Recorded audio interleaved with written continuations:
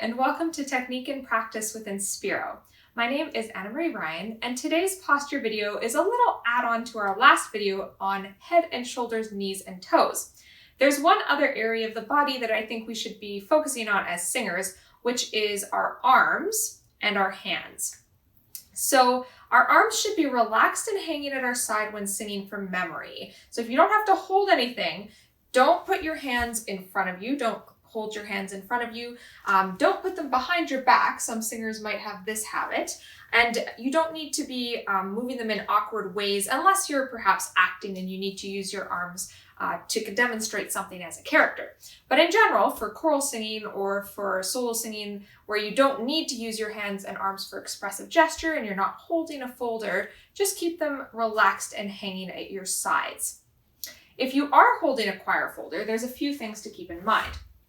This is my beloved choir folder of many years. It's a little worn, but it's gotten me through many concerts and it still works great.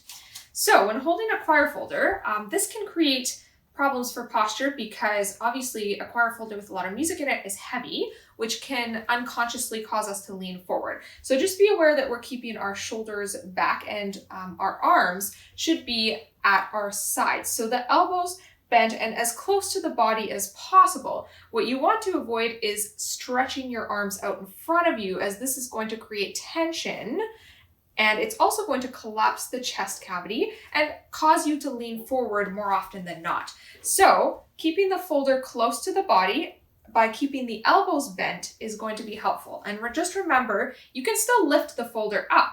We generally don't want to keep the folder down in choir because we need to be able to see the conductor. You can still lift the folder up without stretching it out unreasonably. So just keep it up, but keep the arms and arms into the body and elbows bent.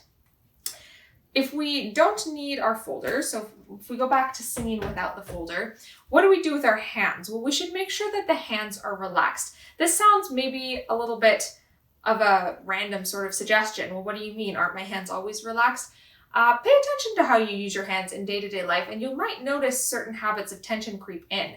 For example, I noticed during a certain period of my singing development, I noticed that when I was nervous, I would actually pinch my fingers. So I would have my thumb and my middle finger pinching one of my other fingers in an awkward way, and that created tension as well as caused blisters on my fingers. So that was an odd habit I had to eliminate.